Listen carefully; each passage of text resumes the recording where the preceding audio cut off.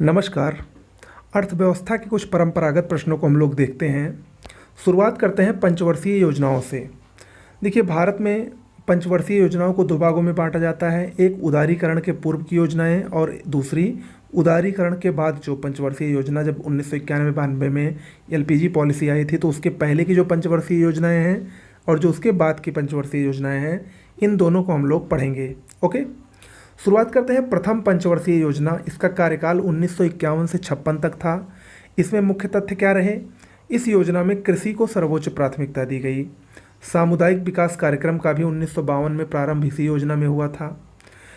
इसमें लक्षित वृद्धि 2.1% थी, लेकिन वास्तविक वृद्धि इसमें 3.6% रही थी इस योजना में प्रथम में। इसके बाद 1956 से 61 तक द्वितीय पंचवर्षीय योजना का प्रारंभ हुआ और ये योजना पीसी महालनोबिस द्वारा विकसित की गई थी। 4 क्षेत्रीय मॉडल पर आधारित थी। इस योजना के अंतर्गत ही उड़ीसा के राउरकेला, छत्तीसगढ़ के भिलाई और पश्चिम बंगाल के दुर्गापुर में इस्पात संयंत्रों की स्थापना की गई थी। इस योजना में कृषि पर अधिक जोर न देकर उद्योगों पर अधिक जोर दिया गया और तीव्र औद्योगिकरण को लक्ष्य बनाया गया। इसके बाद तीसरी योजना आई 1961 से 66 के बीच में। सतत विकास की दिशा में सुनिश्चित प्रगति हासिल करने के लक्ष्य के साथ इस योजना को प्रारंभ किया गया, लेकिन भारत चीन युद्ध 1962 में, भारत पाकिस्तान युद्ध 1965 में और 1965-66 के अकाल यानी सूखे के कारण ये योजना क्रियान्वित नहीं हो सकी और ये योजना बीच में ही ख़त्म हो गई। ये योजना सफल ना हो सकी। इसके बाद 1966 से 69 तक ये वार्षिक योजनाएं प्रारंभ हुई। इसको योजना अंतराल कहा जाता है, योजना अवकाश का समय कहा जाता है। इसमें 3 वार्षिक योजनाएं बनी, यानी एक एक वर्ष की योजना बनी और इसी काल को योजना अवकाश की संज्ञा भारतीय इतिहास में दी जाती है। ओके, इसके बाद 1969 से 74 के बीच में चतुर्थ पंचवर्षीय योजना का प्रारंभ हुआ।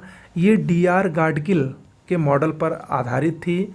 योजना का प्रारूप भी डीआर गाडगिल ने दिया था। इसमें कुछ महत्वपूर्ण कार्य हुए, जैसे 14 बैंकों का राष्ट्रीयकरण हुआ 1969 में, एमआरटीपी एक्ट आया 1969 में, परिवार नियोजन कार्यक्रम का भी क्रियान्वयन ये चतुर्थ पंचवर्षीय योजना के दौरान ही हुआ था। इसके बाद 1974 से 79 के बीच 5वीं पंचवर्षीय योजना आई। इसमें भी गरीबी हटाओ और आत्मनिर्भरता की प्राप्ति योजना के प्रमुख उद्देश्य थे। गरीबी हटाओ का नारा दिया गया। लक्षित विकास दर 4.4% के विरुद्ध इसमें वास्तविक वृद्धि दर 4.8% हुई थी। हालांकि इस योजना को 1 साल पहले ही खत्म कर दिया गया था, यानी 1979 में ये खत्म होनी थी, लेकिन ये 1978 में ही खत्म हो गई इस योजना को। ठीक है। उसके बाद छठी योजना 1980 से 85 के बीच में आई। इसमें अर्थव्यवस्था का आधुनिकीकरण हुआ। गरीबी निर्देशांक तैयार किया गया। गरीबी रेखा को ग्रामीण क्षेत्र में प्रति व्यक्ति 2400 कैलोरी और शहरी क्षेत्र में प्रति व्यक्ति 2100 कैलोरी के रूप में परिभाषित किया गया। किस योजना में? छठी पंचवर्षीय योजना में।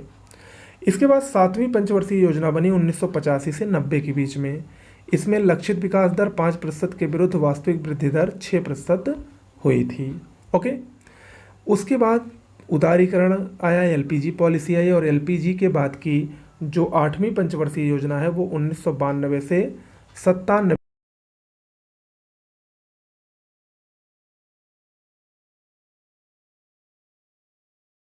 किया गया और ये योजना मानव संसाधन विकास पर आधारित थी। याद रखिएगा, मोस्ट इंपॉर्टेंट है ये।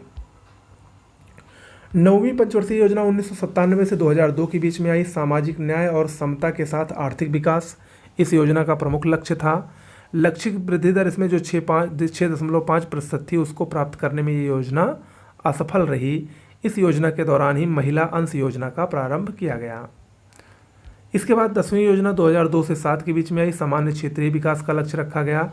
इसमें समृद्धि दर 7.7% थी। फिर 11वीं पंचवर्षीय योजना 2007 से 12 के बीच में आई। तीव्रतर आर्थिक विकास के साथ समावेशी विकास करना इस योजना का प्रमुख लक्ष्य था। 8% विकास दर की प्राप्ति इस योजना के दौरान हुई थी। इसके बाद 12वीं पंचवर्षीय योजना 2012 से 2017 के बीच में आई। सकल घरेलू उत्पाद में 8% की वार्षिक दर से समृद्धि का लक्ष्य इसमें रखा गया था। स्कूल शिक्षा के औसत वर्षों की संख्या बढ़ाकर 7 वर्ष करना इस योजना का एक प्रमुख लक्ष्य था कुल प्रजनन दर को घटाकर 2.1 करना, ये इसका लक्ष्य था।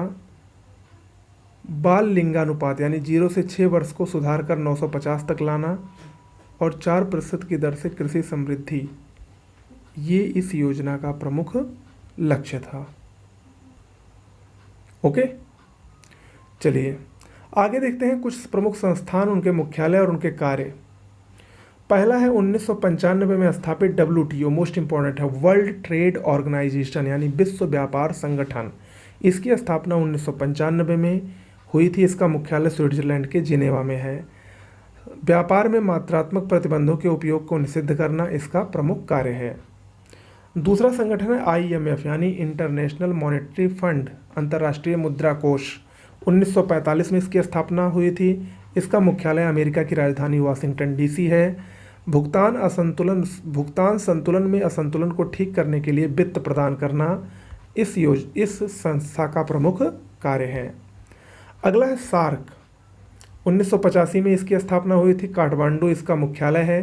दक्षिण एशियाई देशों के बीच सहयोग को बढ़ावा देना इसका प्रमुख उद्देश्य है। अगला है IDA यानी इंटरनेशनल डेवलपमेंट एसोसिएशन। 1960 में स्थापित हुआ। वाशिंगटन DC इसका मुख्यालय है। नम्य ऋणों की स्वीकृति इसका प्रमुख कार्य है। अगला है 1993 में स्थापित यूरोपियन संघ यानी EU। इसका मुख्यालय बेल्जियम के ब्रुसेल्स में है।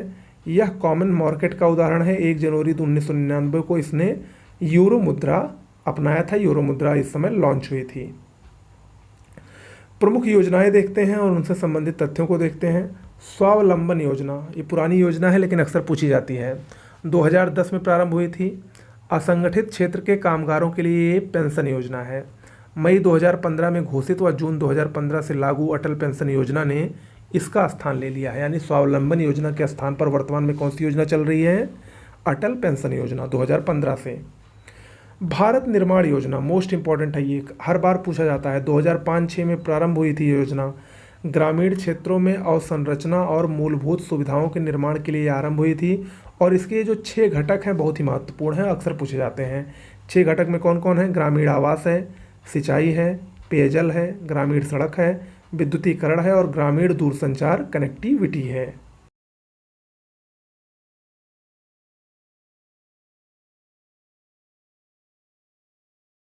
इस तक सभी को आवास दिलाने के उद्देश्य से शुरू की गई थी। स्वच्छ भारत मिशन 2 अक्टूबर 2014 को प्रारंभ हुआ था। 2 अक्टूबर 2019 तक इसको भारत को स्वच्छ बनाने का लक्ष्य रखा गया था, जो कि पूरा हो चुका है।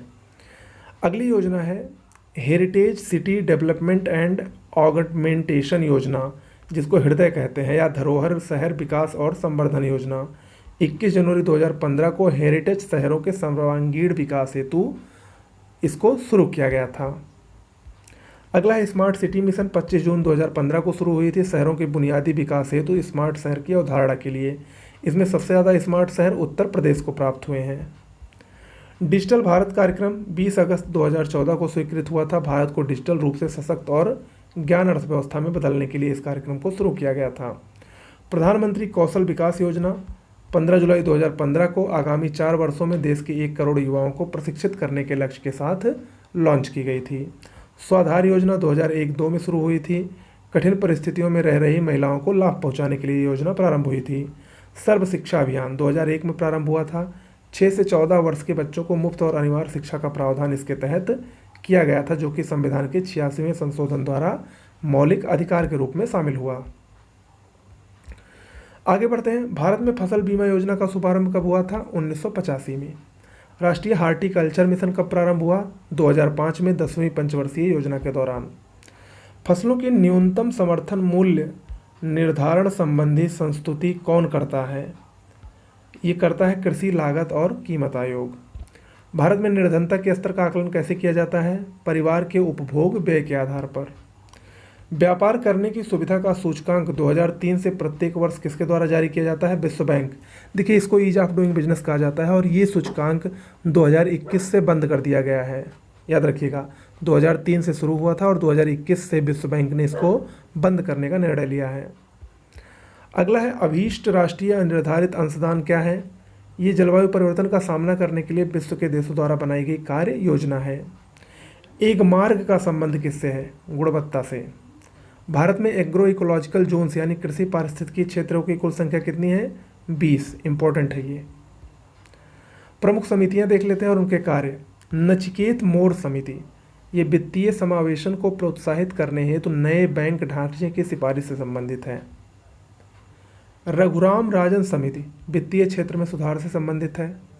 वाईएच मालेगाम समिति सूक्ष्म वित्त क्षेत्र के अध्ययन और उस पर सुझाव हेतु संबंधित है।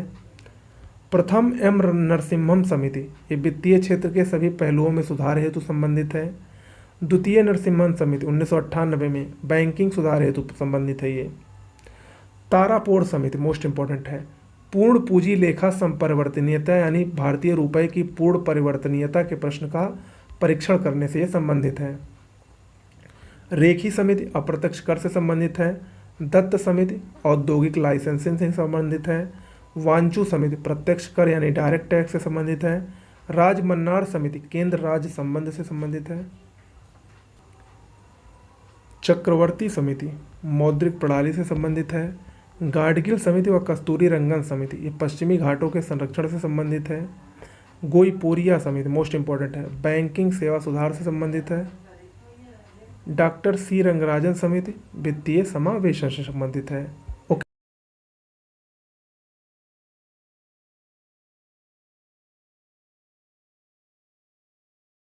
2001 में सर्व शिक्षा अभियान प्रारंभ हुआ। 2009 में साक्षर भारत मिशन प्रारंभ हुआ। 1987 में ऑपरेशन ब्लैक बोर्ड प्रारंभ हुआ। 1988 में राष्ट्रीय साक्षरता मिशन प्रारंभ हुआ। 1952 में सामुदायिक विकास कार्यक्रम प्रारंभ हुआ। 2005 में राष्ट्रीय ग्रामीण स्वास्थ्य मिशन प्रारंभ हुआ 10वीं पंचवर्षीय योजना के दौरान। 2004 में कस्तूरबा गांधी बालिका विद्यालय योजना का प्रारंभ किया गया। 1995 प्राथमिक शिक्षा के लिए पौष्टिक अवलंब का राष्ट्रीय कार्यक्रम यानी मिड डे मील, जिसको अब प्रधानमंत्री पोषण अभियान के नाम से जाना जाएगा, 1995 से शुरू हुआ था। 2009-10 में inclusive education for the disabled and secondary stage योजना का प्रारंभ हुआ था। ओके,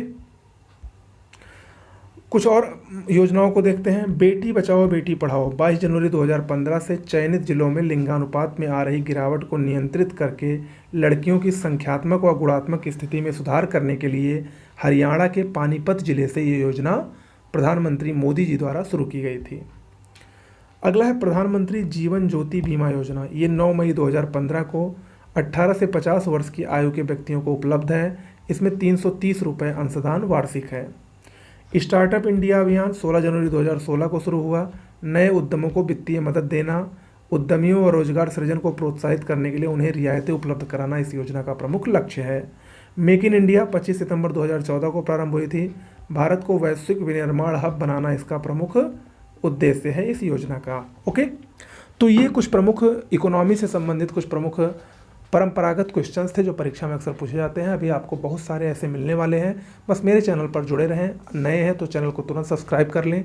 वीडियो अच्छा लगा हो तो वीडियो को लाइक कर दें और चैनल को ज़्यादा से ज़्यादा शेयर करें ताकि ज़्यादा से ज़्यादा लोगों के पास हमारी ये सारी चीज़ें पहुँचें। नमस्कार।